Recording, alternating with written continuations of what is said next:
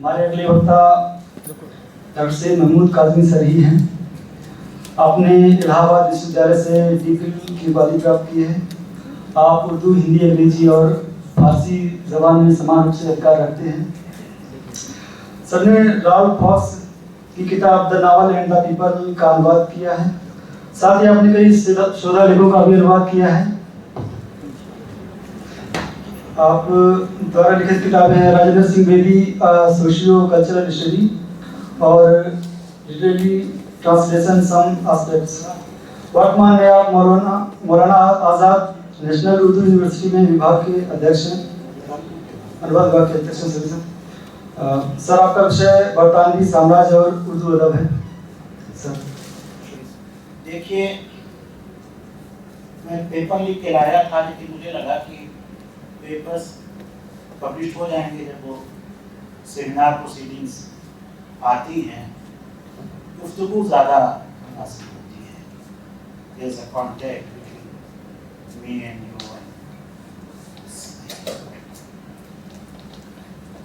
देखिए, सबसे पहले जो बात है, जो बहुत अहम बात है, वो ये है कि साहित्य या अदब या लिटरेचर, ये इसका इंसान से सरोकार, इंसान से इसका ताल्लुक। तो ये चीज़ बड़ी अहम है, इसको ध्यान रखना चाहिए कि जिस तरह हमारी जिस्मानी ग़िज़ाएँ होती हैं, हमारी फिजिकल नीड्स हैं कि हमें खाना चाहिए, पानी चाहिए, वैसे ही हमारी रूहानी ग़िज़ाएँ भी होती हैं कि जिनके बगैर हम नहीं जी सकते।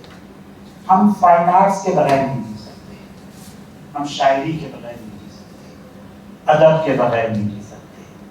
लेकिन वो नज़र भी होनी चाहिए, वो टेस्ट भी होना चाहिए कि हम इनको इंटरटेन कर सकें। ताजमहल एक बार मैं देख रहा था, तो इट वॉज आई थिंक 87 और समथिंग।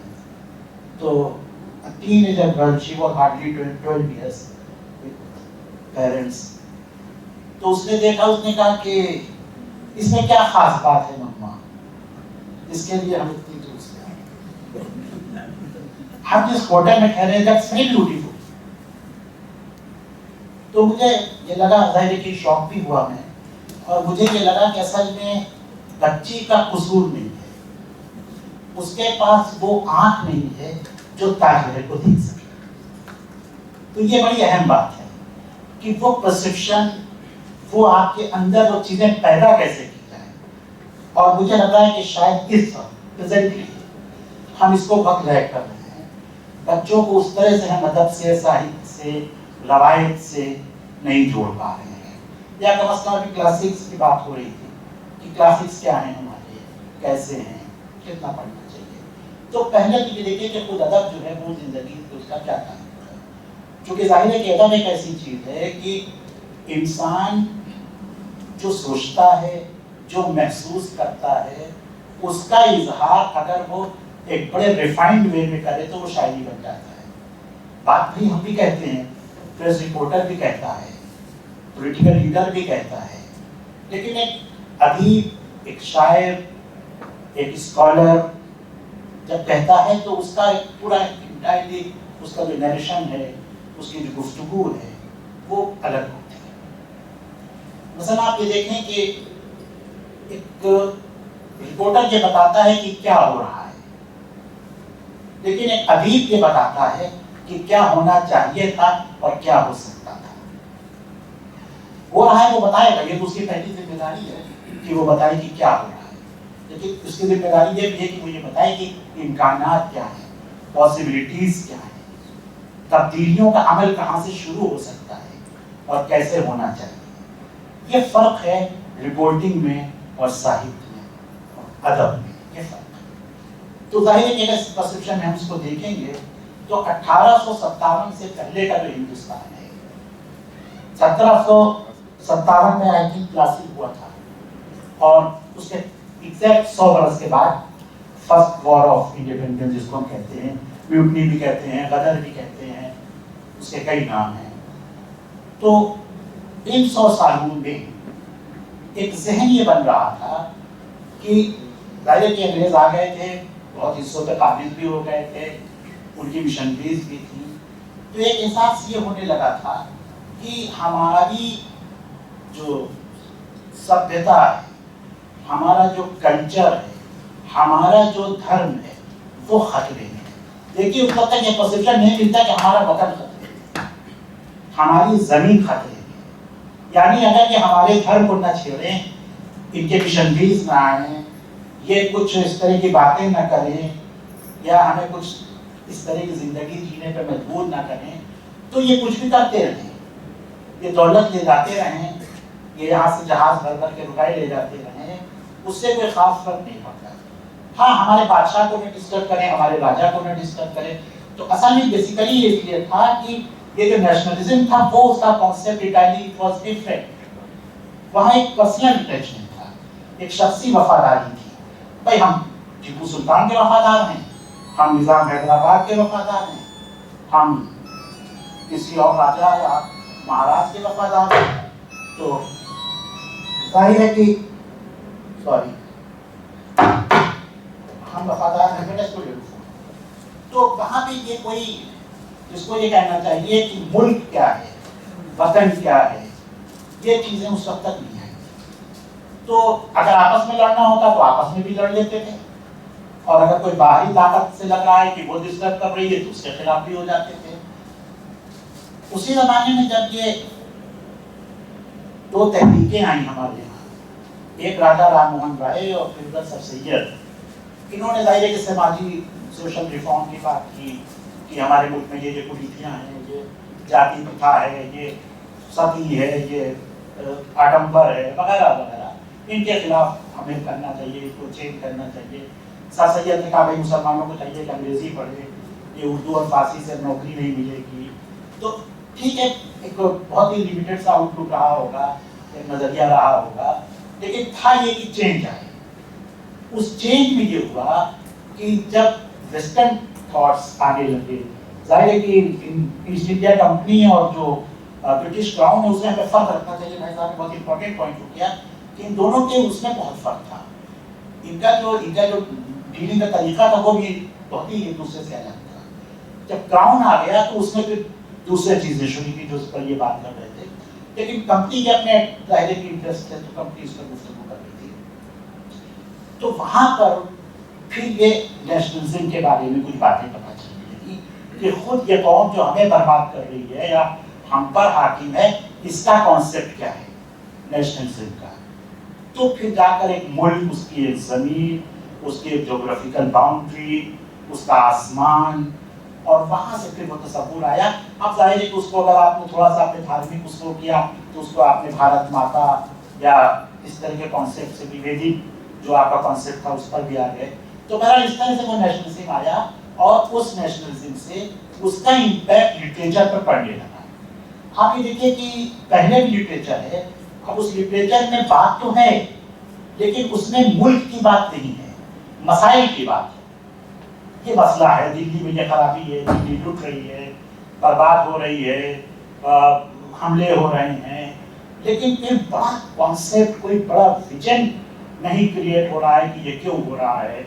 کچھ لوگ کہہ رہے ہیں کہ نہیں بھائی سب خدا کی جانب سے ہو رہا ہے, ہمیں عبادت گاہوں میں چلا جانا چاہیے, ہمیں وہاں پوجا کرنی چاہیے, نماز پڑھنی چاہیے, اور خدا ہمیں ہمارے کرموں کی سزا دے رہا ہے, اس طرح کا کانسیپٹ. تو وہاں سے جب یہ تحریکات آتی ہیں, خاص طور پہ جو چینج آیا ہے, تھوڑا ویسٹرن چیزیں ہمارے پاس آنے لگی, تو وہاں سے پھر یہ بات شروع ہوتی ہے کہ بھائی ایک ملک کی بات. حالانکہ ابھی بھی وہ بہت ہی واضح ہمیں نظر نہیں آتا, یعنی اس میں بھی یہ کہ بہت ہی آج کا جو پرسیپشن ہے ہمارا, آج جو ہم جس کو کیا کہتے ہیں راشٹرواد کہتے ہیں یا حب الوطنی کہتے ہیں یا نیشنلزم کہتے ہیں, وہ ویسے ہی ان لوگوں کے پاس بھی تھا, ایسا نہیں تھا بالکل. لیکن بہرحال اس کی شروعات تو ہو جاتی ہے, اور اب بادشاہ یا راجا سے ہٹ کر دیش سے وفاداری کا تھوڑا سا تصور ہمارے سامنے آتا ہے. یہاں پر میں ذرا سا رکوں گا اور ایک بات اور کہوں گا کہ یہی وہ دور ہے کہ جب کچھ شعر اردو میں, چونکہ مجھے اردو ادب کے حوالے سے بات کرنی ہے, وہ مشہور ہو جاتے ہیں. اب وہ شعر دیکھیے کیا تھے,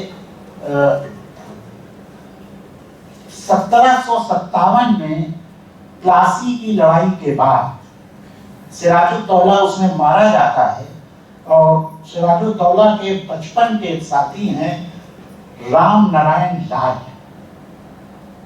जो तखल्लुस करते हैं, यानी जिनका पेन नेम जो है वो है मौजू। तो उनका एक शेर देखिए। अब इस शेर में कहीं कोई रास्त या डायरेक्ट बात नहीं की गई है। गजाला तुम तो वाकिफ हो, कहो मजनू के मरने की। गजाला तुम तो वाकिफ हो, कहो मजनू के मरने की। दीवाना मर गया, आखिर को वीराने पे क्या गुजरे। ये जो बात कही गई कि दीवाना यानी सिराजुद्दौला, दीवाना तो मर गया, लेकिन दीवाने के मरने के बाद उस वीराने पे जहां वो दीवाना भटकता था उस पर क्या गुजरी। पहली बार हमारी शायरी में बादशाह के अलावा उसकी जमीन आ रही है। इस वक्त फर्स्ट है इस शेर में पहली बार, जहां तक मेरी तहकीक है, अब बादशाह के बाद जमीन का जिक्र है कि वीराना कैसा है, वीराने पे क्या गुजर रही है, यानी मुल्क, उसके अवाम। ये पहला शेर है जो 1757 के बाद 58, 59, 60 का शेर है, और ये हमें मिलता है जहां पर हम पहली बार देखते हैं कि बादशाह और राजा का मातम तो है, लेकिन उसके साथ उस जमीन की भी फिक्र है कि वहां क्या हुआ। तो that is very important.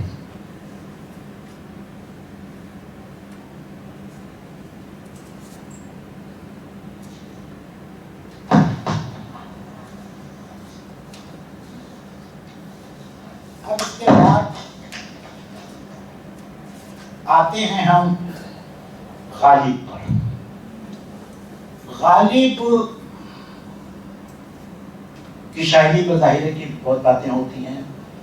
Ghalib की शायरी के साथ गालिब के खुतूत, लेटर्स, पत्र जो उन्होंने लिखे लोगों को, और बड़ी तादाद में लिखे, जो छपे भी, कई वॉल्यूम्स में छपे।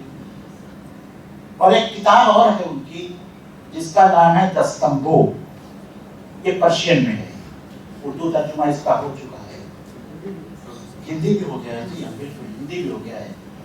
और गालिब ने कोई डायरेक्ट या रास्त गुफ्तगू 1857 की पहली जंग आज़ादी पर नहीं की है, यानी ये नहीं बताया कि इसमें कौन जिम्मेदार था, किसने जुल्म किया, किस पर जुल्म किया।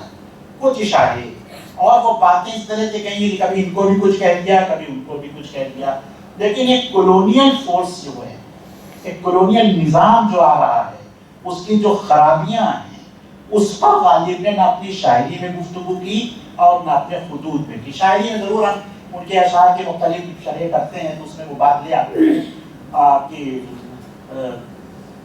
बहुत से उनके अशार हैं, लेकिन मुझे लगता है कि नस्र में यानी प्रोज में उन्होंने इस पर नहीं लिखा। अलबत्ता कहीं ना कहीं उनके अंदर वो कर्व हमें नजर आता है।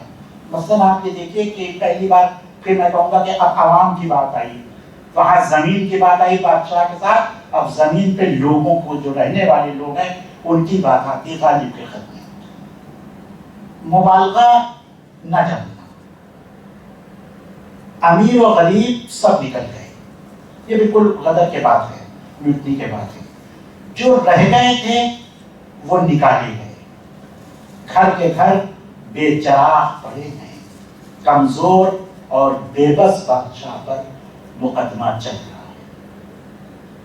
देखिए यहाँ लोगों पर गुफ्तगू, अमीर और गरीब पर भी गुफ्तगू हुई है, बादशाह के मुकदमे का भी जिक्र आ रहा है, और ये बताया जा रहा है कि इस तूफान में कोई सलामत नहीं है।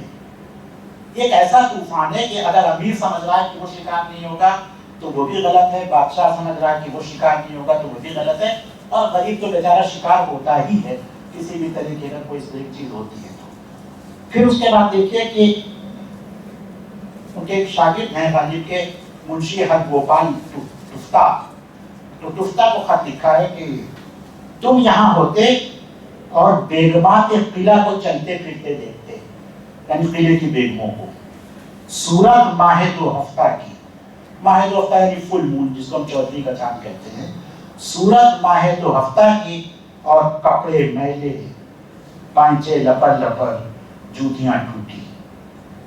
तो ये जो इशारे मिलने लगते हैं, गुफ्तगू मिलने लगती है, जबकि जाहिर है कि बहुत ही वैसा दौर था, फांसियां हो रही हैं, और उस वक्त ये बातें कहना, हम आज तो बहुत ही फ्रीली गुफ्तगू कर सकते हैं, खैर हम ये बता भी सकते हैं कि भाई क्यों ऐसा हो रहा था, ये लोग ज़्यादा क्यों नहीं बोल रहे थे, इतने बड़े लोग थे, इन्होंने सबको मुतासिर किया, आज हमें मुतासिर करना, ये क्यों नहीं बोल रहे थे। तो जाहिर है कि सेंसिबिलिटी के लिए जो फिजा चाहिए वो फिजा मैसर नहीं थी। जो फिजा आज हमें आपको मिलती है, गुफ्तगू करते हैं, और जो फिजा तंग करने की कोशिश भी की जा रही है, तो आप देखेंगे कितनी हमारे अंदर बेचैनी है। तो उस दौर को सोचे कि कोई राइट्स आपके नहीं है, एक ऐसी कौम आई है जो आपको जानती भी नहीं।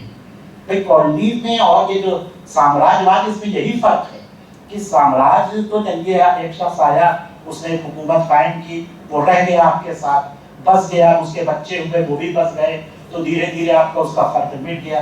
लेकिन यहाँ तो ये था कि नहीं, हम रहेंगे तो शहर के बाहर बेंगलो बना कर रहेंगे, और जैसे ही हमारा बच्चा इतना बड़ा हो जाएगा कि अब माँ से अलग रह सके, उसको हम इंग्लैंड भेज देंगे, उसकी दादा के पास या नानी नाना के पास, उसको हिंदुस्तान में नहीं रहने देंगे, तो यहाँ के लोगों से न मुतासिर हो जाए, यहाँ जैसा ना हो जाए। This is the difference between a colonial force of power और साम्राज्यवाद। तो खालिद के यहाँ जो चीज़ हमें मिलती है, और उसके बाद देखिए उन्होंने अपनी गजलों में जो बात कही है, चौक जिसको कहें वो मक्तल है, मक्तल यानी वो जगह जहाँ कत्ल किया जाए, घर बना है नमूना जिंदा का, घर जेल की तरह हो गया है, कोई वहां से ना आ सके यहाँ तक, कोई आदमी वहां न जा सके यहाँ का, यानी यहाँ से वहां कोई जा नहीं सकता, घर जो है जेल बन गया है, और चौक जहाँ पे बाजार लगता था वहां पे लोगों की गर्दनें काटी जा रही हैं। ये उस वक्त गालिब ने गजल कही और उसमें लिखी। अब गालिब ने देखिए बड़ी उम्दा बात कही है, अपनी तस्नीफ दस्तंगों में उन्होंने लिखा है कि बहादुर शाह जफर, उन्होंने एक चांद कहा है जो ग्रहण में आ गया है, ग्रहण लग गया है। अब ये जुमला बजाके बड़ा सादा सा है, लेकिन अगर आप जरा सा हिंदू माइथोलॉजी और असातीर देखिए तो उसमें जो राहु और केतु की बात की गई है, ग्रहण लगना यानी दो राक्षस जो चांद को निगलने की कोशिश कर रहे हैं। अब पहली बार जब वो उन्होंने ये लिखा कि बादशाह एक चांद है जिसको ग्रहण लग गया है, तो वहां पर जाहिर है कि वो ग्रहण के बारे में जो हिंदुस्तानी परसेप्शन है वो तो सामने आएगा कि भाई ये राहु केतु हैं जो उसे निकल रहे हैं। अब सवाल ये कि राहु केतु कौन है, कंपनी है या कोई और है, इस पर तो बात बाद में होगी, लेकिन देखिए इशारे मिलने लगते हैं कि बादशाह एक चांद है जिसको ग्रहण लग गया है। तो अभी देखिए बादशाह से भी मोहब्बत बाकी है, कितना ही मजबूर हो जाए। और मुझे लगता है कि जो पूरा इंटायर जो मूवमेंट था उस वक्त का, वो सब दिल्ली ही क्यों आ रहे थे, इसलिए कि मुझे एक मरकजियत थी कि भाई ये एक ऐसा शख्स है, ये एक ऐसा झंडा है जहां हम जमा हो जाएंगे और जमा होकर हम ये काम कर लेंगे और अंग्रेजों को भगा देंगे। तो एक लीडरशिप हमारे पास हो। हालांकि वो भी जानते थे कि बादशाह तो बेचारा किले तक है, उसकी तो हुकूमत है नहीं, किले के बाहर भी नहीं है, वो तो इतना मजबूर है कि वो अंग्रेज रेजिडेंट को एक खत लिखता है कि भाई गालिब को जेल में क्यों बंद कर रखा है, छोड़ दो। और वो अंग्रेज कहता है कि नहीं, this is the law and order problem, आप बैठिए, ये हमारा काम है। तो जाहिर है कि ऐसे बादशाह से आप क्या उम्मीद कर सकते हैं कि वो कैसे एक पूरे मूवमेंट को कैसे लीड करेगा। लेकिन ये वही था कि हिंदुस्तान में मुतबादिल नहीं था कोई, हमारे पास वो अफकार अभी उस तरीके जो कि हम शहनशाहियत और उसके या कि जो धार्मिक मान्यताएं थी हमारे पास थी। तो अब ये तो धार्मिक मान्यताएं थी या उसमें जो बादशाह या राजा का तसव्वुर था, वो चीजें यहाँ पर हमारे बहुत काम नहीं आ रही थी इस पूरे बदलते हुए जो हमारा जो पस मंजर है। यहाँ पे हमें जिस तरह के ऑर्गेनाइज फिक्र की जरूरत थी वो अभी तक हमारे आम लोगों तो क्या बड़े लोगों तक नहीं पहुंची थी। तो जाहिर है कि इसमें हम ये तलाश करें कि आज की तरह क्यों नहीं ऑर्गेनाइज थे, सबने क्यों ये किया, कुछ लोगों ने गद्दारी क्यों कर दी, कुछ उधर क्यों मिल गए, कुछ ने ईस्ट इंडिया कंपनी को फाइनेंस क्यों किया। ये सारी चीजें मुझे लगता है कि हम आज के दौर के हिसाब से बात करते हैं, हमें उस दौर के हिसाब से इसको देखना चाहिए। फिर एक और नाम हमारे यहाँ आता है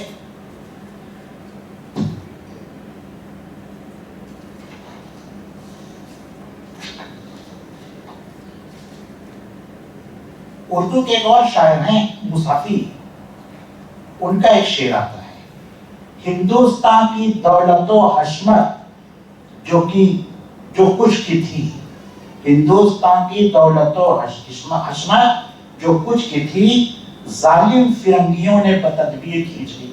پہلی بار لفظ فرنگی سامنے آ رہا ہے، دیکھیے ابتدا سے سفر آپ نے دیکھا، اب جا کر فرنگی کا لفظ یعنی انگریز یہ ہمارے سامنے آ رہا ہے کہ دولت جو تھی وہ انہوں نے کھینچ لی ہے، یہ دولت یہاں سے لے جا رہے ہیں۔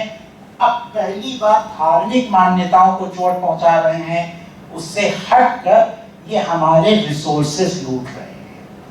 دیکھیے اسی طرح سے چیزیں ڈیولپ کرتی ہیں، اسی طرح سے مجھے لگتا ہے کہ چیزیں بڑھتی ہیں کہ اب وہ پہلی بار اس دولت کی بھی بات کر رہے ہیں جو ہندوستان سے جا رہی ہے۔ اب ظاہر ہے کہ اس کو پھر آپ اسی کنٹینیویشن میں گاندھی جی کی سودیشی تحریک تک آپ چلے جائیں، آگے تک چلے جائیں، لیکن دیکھیے پہلی بار یہ شعر ملتا ہے 1857 کے بعد، میرا خیال ہے 60 واٹ کے قریب، کہ ہندوستان کی دولت و حشمت جو کچھ کی تھی، ظالم فرنگیوں نے بتدبیر کھینچ لی۔ پھر اس کے بعد بہادر شاہ ظفر خود، اور وہ ان کی بہت مشہور غزلیں ہیں، لگتا نہیں ہے دل میرا اجڑے دیار میں، اور نہ کسی کی آنکھ کا نور ہوں، یہ تو بہت معروف ہیں، مشہور ہیں۔ لیکن یہ غزل اور ہے جس کے دو شعر دیکھیں کہ یہ رعایہ ہند تباہ ہوئی، ہندوستان کی رعایا برباد ہو گئی، یہ رعایا ہند تباہ ہوئی، کہوں کیا کیا ان پہ جفا ہوئی، جسے دیکھا حاکم وقت میں کہا یہ بھی قابل دار ہے، اس کو بھی ذکر کرنا ہے۔ نہ تھا شہر دہلی یہ تھا ایک چمن، کہوں کس طرح کا تھا یہاں امن، جو خطاب تھا وہ مٹا دیا، یہ فقط تو اجڑا گیا ہے۔ تو اب غالب اور بہادر شاہ ظفر اور پھر اسی دور میں واجد علی شاہ جنہیں قید کر کے کلکتے بھیجا جاتا ہے، اور ان کا شعر کی در و دیوار پہ حسرت سے نظر کرتے ہیں، در و دیوار پہ حسرت سے نظر کرتے ہیں، خوش رہو اہل وطن ہم تو سفر کرتے ہیں۔ ظاہر ہے کہ ایک وطن چھوڑنا، یہاں سے جانا، اپنی مٹی اپنی زمین کو چھوڑنا۔ اسی زمانے میں دلی اخبار میں ایک شعر آتا ہے اور کہا جاتا ہے کہ یہ بہادر شاہ ظفر کا شعر ہے، لیکن اس کی تصدیق ابھی تک نہیں ہو سکی، کہ باغیوں میں بو رہے گی جب تلک ایمان کی۔ ایک جگہ یہ باغیوں کے بجائے غازیوں کا لفظ ملتا ہے، غازیوں میں بو رہے گی جب تلک ایمان کی، تخت لندن تک چلے گی تیغ ہندوستان کی۔ یہ بھی اسی زمانے کا شعر ہے اور اخبار میں شائع ہوتا ہے۔ اب دلی اخبار میں شائع ہونا اس طرح کے شعر کا ظاہر کی بڑی ہمت کا کام تھا۔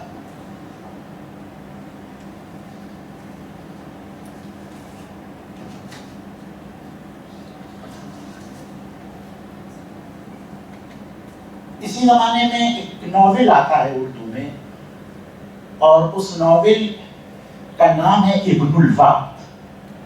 وہ ناول ہندی میں آ چکا ہے، ڈاکٹر صاحب میں چاہوں گا آپ لوگ اس کو دیکھیں۔ اس میں دو کیریکٹر ہیں، ایک شخص ہے جس کا نام ابن الوقت ہے۔ پہلے میں ابن الوقت کو ذرا سا وہ کر دوں۔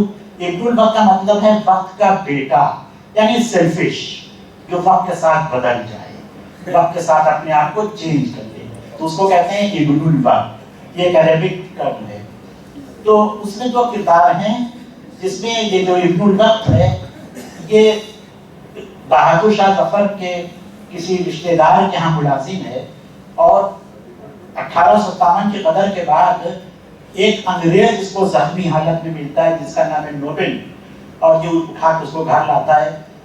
لوگوں نے اس کو مار دیا تھا کہ وہ مر گیا، لیکن وہ زندہ تھا، اور گھر لا کے اس کو علاج کرتا ہے، اس کی خدمت کرتا ہے، اور وہ ٹھیک ہو جاتا ہے۔ اور پھر اس انگریز سے ان کی وہ گفتگو ہوتی رہتی ہے، برابر وہ پورا ناول اسی کو ڈسکرائب کرتا ہے، اور وہ گفتگو عام طور پر ایسی ہی ہے جیسے کہ کوئی سر سید سے بات کر رہا ہو۔ سر سید کے جو اپنے خطوط ہیں، ان کے جو ریسرچ پیپرز ہیں، ان کے جو مضامین ہیں، ان کے جو آرٹیکلس ہیں، اس میں جس طرح کی زبان اور جس طرح کے خیالات ہیں، تقریباً وہی باتیں ہمیں یہاں پہ ملتی ہیں اس ناول میں بھی۔ اور وہ بتاتا ہے کہ نہیں تھوڑا سا آپ کو، وہ ناول کہتا ہے کہ یہ غلط فہمی کیوں ہو گئی، اور انگریزوں کے خلاف اچانک اتنا بڑا ودروہ کیسے ہو گیا، اور پھر وہ بتاتے ہیں کہ آپ لوگوں کی یہ کمی تھی. یہ بالکل وہی جو سر سید کا رسالہ تھا اسباب بغاوت ہند، جس میں وہ باتیں کی گئی تھی، تو وہ تقریباً وہی ہے. تو اس ناول میں پھر ابن الوقت کا جو بہنوئی ہے، اس کا جو بدر اللہ ہے، اس کا نام ہے حجت الاسلام، اور وہ ایک کمپلیٹ مولوی ہے. تو وہ آتے ہیں اور وہ ان کی جو گفتگو ہے، اور ابن الوقت کی وہ وہی جو اس وقت قدامت پرست اور جدید طبقے میں ہو رہی تھی پورے ہندوستان میں، تمام مذہب کے ماننے والوں میں، کہ بھائی ہم نئی چیز کو قبول نہیں کریں گے، اور وہ کہہ رہے تھے کہ اب آپ قبول کریے، اس میں آپ کی بھلائی ہے. تو یہ پوری گفتگو اسی طرح کی. تو اس ناول میں راست یعنی ڈائریکٹ تو کولونیل اس پر کوئی بات نہیں کی جا رہی ہے، لیکن اس ناول کو پڑھ کے ہی ضرور اندازہ ہوتا ہے ہمیں کہ اس ناول میں یہ بات کی گئی ہے کہ آپ اس کو مانیے کہ اب اس ملک کی فضا بدل گئی ہے، اور یہاں جو فورس ہے، یہاں جو طاقت ہے، اس کی کامیابی کے راز معلوم کریے اور اپنی کمیوں کو دور کریے، اور تب آگے بڑھ کر ان سے کچھ بات کریے گا کہ ہمیں آزادی چاہیے یا تم یہاں سے چلے جاؤ. یہ بات کی بات ہے. پہلے تو آپ یہ دیکھیں کہ ان کے پاس کیا ہے جو آپ کے پاس نہیں ہے. تو تقریباً اور اپنی خرابیوں کو دور کریے، سوشل جو آپ کی ایونٹس تھیں، جو پرتھائیں تھیں، جو کرتیاں تھیں، وہ چیزیں تھیں، اس کو دور کریے. تو ظاہر ہے کہ وہ ناول اس کو بہت حد تک وہ کرتا ہے، اور بہت ہی ڈائریکٹ کوئی بات نہیں ملتی، لیکن وہ ایک ایسا ماسٹر پیس ہے جس سے اس وقت کے عام سوچنے والوں کا ذہن ہمیں پتہ چل جاتا ہے. پھر 1907 میں پریم چند کا ایک کہانی سنگرہ آتا ہے، سوزے وطن. 1907 میں اس میں ان کا ایک افسانہ ہے، سنسار کا سب سے انمول رتن، یا دنیا کا سب سے انمول رتن. وہ اردو میں جب چھپتا ہے تو دنیا ہو جاتا ہے، اور ہندی میں جب چھپتا ہے تو سنسار ہو جاتا ہے، باقی وہی رہتا ہے. اور یہ معاملہ پریم چند کے ساتھ بڑا دلچسپ ہے کہ جب چاہے دو چار لفظ بدلیے اور انہیں ہندی کا بنا دیجیے، اور جب چاہے دو چار لفظ بدلیے اور انہیں اردو کا کر دیجیے، اور پھر خوب لڑتے رہیے پریم چند ہندی کے ہیں کہ اردو کے ہیں، آپ اپنا خوب لڑیے. تو پریم چند تو اپنا کام کر کے چلے جائیں گے، چلے گئے، آپ لڑتے رہے. تو اس میں جو پریم چند نے بات کہی ہے، اب وہاں پر دیکھیے یہ پہلا افسانہ ہے، اس کا جو اسٹائل ہے، اس کی جو لینگویج ہے، اس کی جو زبان ہے، یہ بالکل وہ ہے جو اردو میں داستانوں کی ہوتی تھی.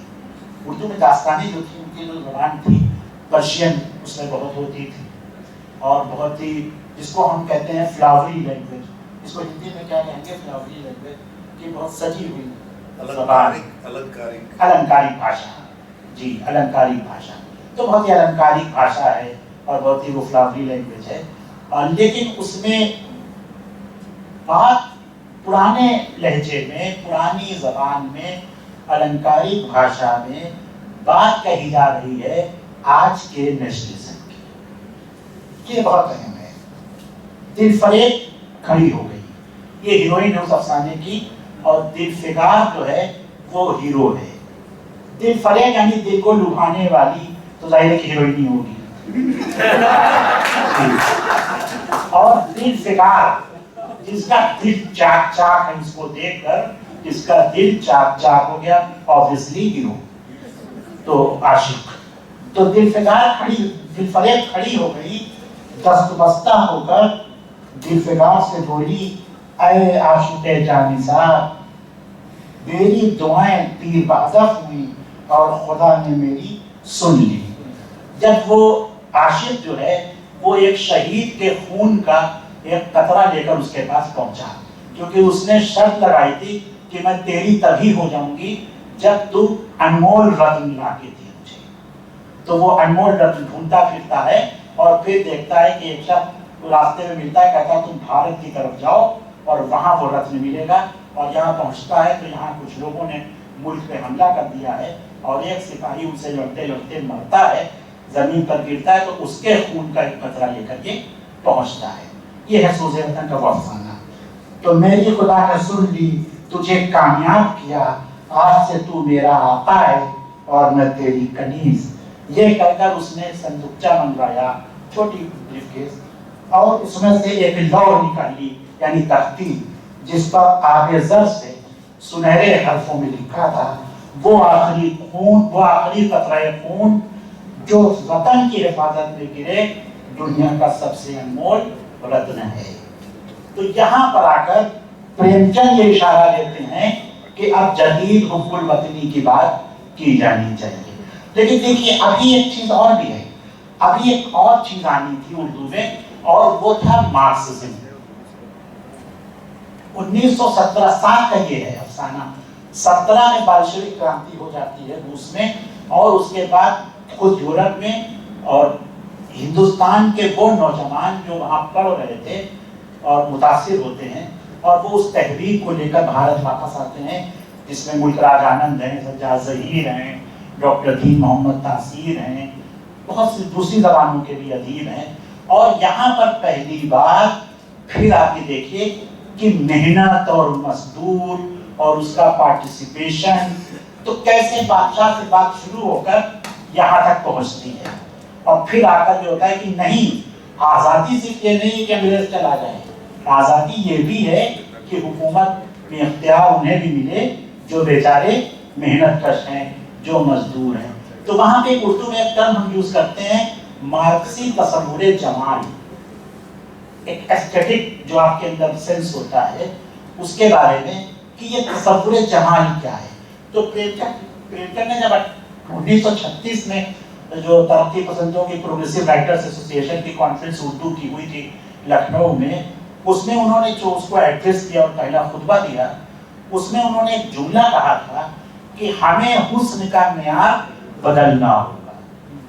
This is very important. हुस्न का मेयार, भाई हुस्न क्या है? हम कहते ताजमहल हुस्न है, एक खूबसूरत लड़की हुस्न है, एक लहराता हुआ खेत हुस्न है, बर्फ से ढकी हुई पहाड़ियां हुस्न है, खूबसूरत जानवर और परिंदे हुस्न है। तो जहाँ नजाकत है, जहाँ लताफत है, जहाँ सफेदी है, जहाँ सुर्खी है, वो हुस्न है हमारे नजदीक। प्रेमचंद ने कहा नहीं, हमें हुस्न का मेयार बदलना होगा। ये बहुत ही अहम जुमला था उस पूरे कीनोट एड्रेस का, जो बहुत बड़ा एड्रेस है, अगर आप लोग देखें उसको, वो हिंदी में भी है, उर्दू में भी है, कि हमें हुस्न का मेयार बदलना होगा। ये जो हुस्न का मेयार था, ये वही मार्क्सिस्ट अप्रोच था कि खूबसूरत या हसीन वो है जो मुफीद भी है, यानी हुस्न वहां है जहां फायदा मुफीद है। तो अगर एक किसान जो आपके लिए गेहूं पैदा कर रहा है, तो वो ये काम कर रहा है, वो कंट्रीब्यूट कर रहा है, तो आपको हुस्न उसमें देखना चाहिए। प्रेमचंद ने लिखा कि खेत के मुंडेर पर एक औरत अपने बच्चे को सुलाए है और खेत में पानी लगा रही है, उसके कपड़े मैले कुचैले हैं, लेकिन वो हसीन है। और फिर ये बात आती है उनकी कहानी में, जिसको हमने पढ़ा है, बारहा पढ़ा है, ईदगाह। ईदगाह में वो जो मिट्टी के खिलौने हैं वो बड़े खूबसूरत हैं, हमारे अपने परसेप्शन के मुताबिक हसीन है, लेकिन प्रेमचंद बताते हैं कि हसीन चिमटा है। चिमटा क्यों हसीन है? चिमटा इसलिए हसीन है कि वो उंगलियों को जलने से बचाता है, खिलौने नहीं बचा सकते। खिलौने का वकील सब कुछ है, बहुत खूबसूरत है, उसका गाउन, उसके हाथ में फाइल सब है, लेकिन वो आपका मुकदमा नहीं लड़ पाएगा। सिपाही बहुत अच्छा है मिट्टी का, लेकिन हिफाजत नहीं कर सकता। एक बिजली है जो पानी भरता है घरों में, वो बहुत अच्छा है, लेकिन पानी नहीं पिला सकता। तो अपने असल मानों में भी वो खिलौने बेकार नहीं, लेकिन चिमटा काम का है, और बच्चा वो चिमटा खरीद लेता है। अब यहाँ पे बड़ी बहस पैदा होती है कि क्या बच्चे का ये चिमटा खरीदना अच्छा था? बिल्कुल नहीं, ये तो आयरनी है, ये ट्रेजेडी है। अगर बच्चा 10 साल की उम्र में खिलौने छोड़कर चिमटे खरीदता रहे, तो पता चलेगा कि कहीं हमने गलत किया है, हमने बच्चे से बचपन छीना है। तो बच्चे ने चिमटा तो ले लिया, लेकिन उसका बचपन हमने ले रखा है। इसीलिए जब वो सिंबॉलिक बात करते हैं कि ईदगाह के अंदर तो सब बराबर है, तो बाहर निकलते ही बराबरी क्यों खत्म हो जाती है? ये जो धार्मिक ढकोसले थे हमारे, उन पर जो कुठाराघात है, उन पर जो हमला है कि ईदगाह के अंदर सारे बच्चे बराबर हैं, मगर बाहर आते ही दूसरे बच्चे जो खिलौने खरीदते हैं वो अमीर हो जाते हैं, और हामिद जो है वो बेचारा गरीब हो जाता है, जिसके पास सिर्फ 3 पैसे होते हैं। अब वो खरीदे तो क्या खरीदे? 3 पैसों में क्या मिलेगा? तो सोचता है कि भाई कोई कारामद चीज ले लो, تو चिमटा समझ में आता है, चिमटा ले लेता है, लेकिन अपने अंदर के बच्चे को कैसे खामोश करे? उसके अंदर बच्चा है, वो बच्चा तो खिलौने चाहता है, तो देखिए वहीं पर वो क्या करता है कि उस चिमटे के बारे में बड़ी बड़ी बातें करता है, उसे रुस्तम हिंद कहता है ये तो तुम्हारे सब खिलौनों को 1 मिनट में मिट्टी में मिला देगा। ये इसलिए कि बच्चे मरूब हो जाएं, और बच्चे हो जाते हैं और कहते हैं लाओ चिमटा हमको दो, तो कहता है नहीं पहले खिलौने दो। इस तरह से वो उन खिलौनों को चंद घड़ी के लिए सही अपने हाथों में लेकर अपने उस बचपन की तस्कीन करता है जो उसके अंदर है। ये है प्रेम, और जिन्हें कॉलोनियल तो आप इस तरह से अगर उसको गौर करें, फिर उसके बाद आप देखिए कि 3 शायर हमारे आते हैं। मैं थोड़ा सा उस पर बात करते अपनी बात खत्म करूंगा क्योंकि बहुत फैला हुआ मौजूद है। इकबाल, जोश और चकपस्त, पंडित बृजनारायण चकपस्त, ये 3 बड़े शायर हैं हमारे यहाँ मॉडर्न पोएट्री के, और जो रिप्रेजेंट करते हैं हमारी जदीद शायरी को। फिर उसके बाद मार्क्सिस्ट, उसके साथ फैज हैं और दूसरे लोग हैं। तो यहाँ पर आप ये देखिए कि चकपस्त जो हैं उनकी डेथ होती है 1926 में, इकबाल की 1938 में, और जोश बहुत बात तक रहे 1982 में। चकपस्त के यहाँ आप आइए और देखिए तो चकपस्त के यहाँ ये जो वतनियत है या वतन परस्ती है या वतन के बारे में बातें हैं, ये हैं बड़ी तादाद में।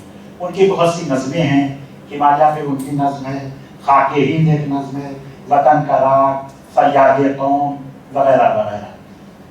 चकपस्त आम बातें जो करते हैं वतन के बारे में, वो वही है कि जो उस वक्त आम ख्यालात थे। यानी हिंदुस्तान एक बेहद हसीन मुल्क है, जन्नत निशान है, इस मुल्क में जन्नत है, और इस जन्नत में कुछ लुटेरे घुस आए हैं, वो लुटेरे यहाँ से चले जाएं तो अच्छा होगा। बहुत वसी पस मंजर उस वक्त इन लोगों का नहीं है। जो सामने की बात थी वो बात ये कहते हैं, और पता भी है उनका, आज से शौक वफा का यही जौहर होगा, फर्श कांटों का कहीं फूल का बिस्तर होगा, फूल हो जाएगा छाती पे तो कैसर होगा, कैद खाना जिसे कहते हैं वही घर होगा, संतरी देख के जोश को शर्माएंगे, गीत जंजीर की झनकार पे हम गाएंगे। तो ये पूरी तहरीक है, आवामी बगावत है, आम सेंटिमेंट्स हैं, लेकिन कोई गहरी बात हमें इसमें नहीं मिलती है। और गहरी बात इसलिए नहीं मिलती है कि अभी शायद ये लोग ये समझते थे, अगर सोचते भी थे तो ये समझते थे कि भाई शायरी तो हम इसलिए करते हैं कि लोग हमसे खुश हों, सुने, उन तक बात पहुंचे, तो उनसे वही बात की जाए जो जरा आसान हो, जो उनके आम जज्बात हों, थोड़ा उसको हम लिखकर वे में बयान कर दें, अच्छी बातें हम अपने तक रखें, गहरी बातें हैं, गूढ़ जो बातें हैं वो बातें थोड़ा हम अपने तक रखें। तो बहरहाल आम जो नज़में उनकी मिलती हैं चकपस्त की, उसमें इसी तरह की बात है। और फिर उनका वो शेर बहुत मशहूर हुआ कि तरफ फजूल है कांटों के फूल के बदले, न लेंगे बेहिश्त भी हम कोमरूल के बदले। और एक नज़्म उनकी है जिसमें एक बंद है उनका, और ये बिल्कुल 1924 या 30 की नज़्म है। उसमें ये कहते हैं कि ये नाइबान हुकूमत की खुद परस्ती है, अगर ना या तो ये नाइबान हुकूमत की खुद परस्ती है, जो अपने हाल पे ये बेकसी बरसती है। यहाँ से दूर जो बरतानिया की बस्ती है, वहाँ सुना है मोहब्बत की जिन्स सस्ती है, जो खालिदिल उन पे आश्कार हो जाए, ये देखते रहें बेड़ा ये पार हो जाए। अब जाहिर है कि ये शेर कहा जा रहा है 1924 में, और ये बताया जा रहा है कि बरतानिया में मोहब्बत की जिन्स सस्ती है, और 1919 में जनरल डायर जलियांवाला बाग बना चुके हैं। अब आप समझ लीजिए कि हमारी शायरी कितनी दूर थी उस वक्त कि जहाँ पे आप कभी ये कह रहे हैं कि ये तो यहाँ के जो लोकल एडमिनिस्ट्रेटर हैं वो असल में हमको परेशान करते हैं, अगर इंग्लैंड में बात हमारी पहुँच जाए तो शायद बात हमारी बन जाए। तो ये परसेप्शन था, ये बिल्कुल था। और होम रूल लीग जो थी वो इसी तरह की चीज़ थी कि भाई हमको इन लोगों के खिलाफ हमको वो मिल जाए। और बरतानिया का जो है उसका एक बंद भी है कि برطانیہ کا سایہ سر پر قبول ہوگا، ہم ہوں گے، عیش ہوگا اور ہوم رول ہوگا. یعنی برطانیہ کے سائے کی بھی یہ بھی ضرورت تھی. تو ان کو ظاہر کہ نرم دل اور گرم دل ہمارے سامنے آ گئے تھے اور دو الگ الگ فکروں کو ہم ایڈجسٹ کر رہے تھے. تو اس میں ظاہر ہے کہ یہ باتیں نیچرل ہیں، اس میں کوئی ایسا مسئلہ نہیں ہے. یہ دو طریقے ہوتے ہیں کہ بھائی ہم کو فی الوقت کیا چاہیے اور آگے ہم کیا لیں گے، اور یہ کہتا ہے نہیں بھائی ابھی ہم کو یہ دے دو پھر دیکھا جائے گا. تو دو الگ الگ پرسیپشنز تھے بہرحال. لیکن یہ کہنا مقصد یہ تھا کہ جب یہاں پر آ کر 1922-24 میں برطانیہ کے سائے کی بات ہو رہی ہے تو 1857 کے لوگوں سے آپ کیسے ایکسپیکٹ کر سکتے ہیں کہ وہ انگریز کو ڈائریکٹ کہیں گے؟ کتنا یہ مجھے لگتا ہے کہ یہ بہت ہی انیائے ہوگا ان تخلیق کاروں کے ساتھ، چاہے وہ ہندی کے ہوں، چاہے اردو کے ہوں، چاہے کسی زبان کے ہوں، کہ وہ اس وقت اتنے ووکل کیوں نہیں تھے جو یہاں پہ تھے. ایک اور بات، انقلاب کا ایک لفظ آیا، اردو شاعری نے دیا اور تحریک آزادی کو دیا، اور انقلاب زندہ باد. تو کہتے ہیں کہ اردو کا بڑا احسان صرف یہ ہے کہ اس نے اگر یہ لفظ دیا، اگر کچھ بھی نہ دیتی یہ زبان تو اس نے یہ لفظ دیا کہ جو ہماری شاعری نے. تو یہ جو لفظ ہے یہ سب سے پہلے سیاسی طور پر تو اس کے بارے میں یہ ملتا ہے کہ بھگت سنگھ نے اس کو استعمال کیا تھا، انقلاب زندہ باد. لیکن شاعری میں اس کو سب سے پہلے اقبال نے استعمال کیا ہے. اقبال نے سب سے پہلے سیاسی معنوں میں، راجنیتک پریدیش میں اس لفظ کا استعمال کیا ہے انقلاب کا. اقبال کیا ہے کہ وہ ان کا وہ سارے جہاں سے اچھا ہندوستان ہمارا اور اے ہمالیہ فصیل کشور ہندوستان، یہ ساری نظمیں تو آپ لوگ جانتے ہیں. اقبال نے اصل میں ان کے یہاں پہلی بار ہمیں ایک فلسفیکل اپروچ ملتا ہے، اور جب وہ ہندوستان میں ہیں اور ابھی باہر نہیں گئے ہیں تو وہ اسی طرح کی نظمیں لکھ رہے ہیں، سارے جہاں سے اچھا اور چشتی اور مانا کو اس طرح کی. لیکن جب وہ وہاں سے واپس آتے ہیں اور اس کے بعد جو وہ لکھتے ہیں اس کے بارے میں بڑی غلط فہمیاں ہیں، کچھ میں چاہوں گا اس پہ بات کر لوں مختصر سی.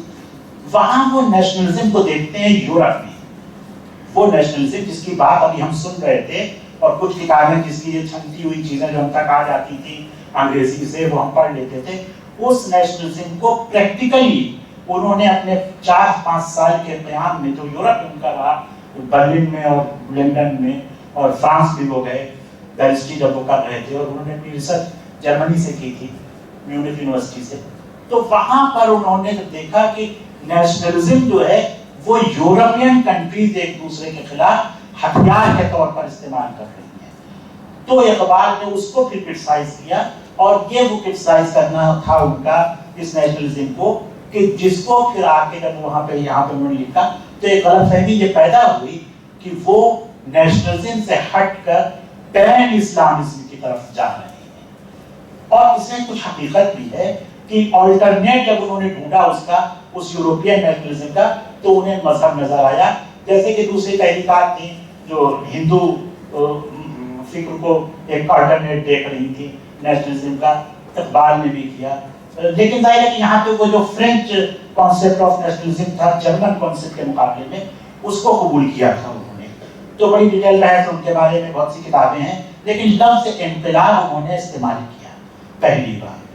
اس کے بعد جوش ایک بڑا نام ہے ہمارے یہاں. جوش کے بارے میں آپ جانتے ہیں کہ جوش نے نظمیں لکھی ہیں، مگر جوش کا معاملہ یہ ہے کہ ان کی نظموں میں بھی کوئی بڑی گہرائی نہیں ہے، زبان بڑی خوبصورت ہے، اور انہوں نے وہ جو عام جذبات تھے وہ کیا کہتے ہیں نظم کیے.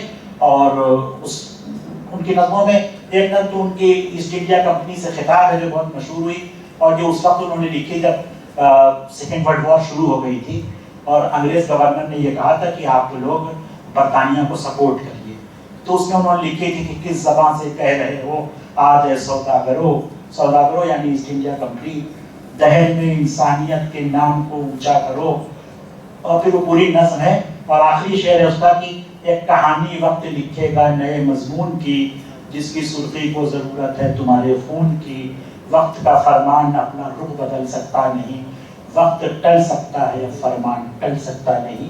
تو یہ نظمیں آزادی کے جذبات کی تو عکاسی کر رہی تھی، لیکن ایک پلان، ایک لاہ عمل، ایک روڈ میپ کیا ہوگا، کیسے ہوگا، نیشنلزم کیا ہے، کس طرح سے ہم اس پورے سسٹم کو بدلیں گے.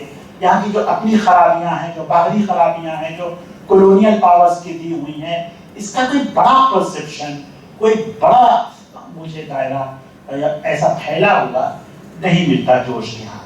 ये बहुत बाद में चीजें शुरू हुई, लेकिन जोश के यहाँ भी ये बातें हैं कि वो इनकलाब की बात करते हैं और कॉलोनियल पावर से अलग होने की बात करते हैं।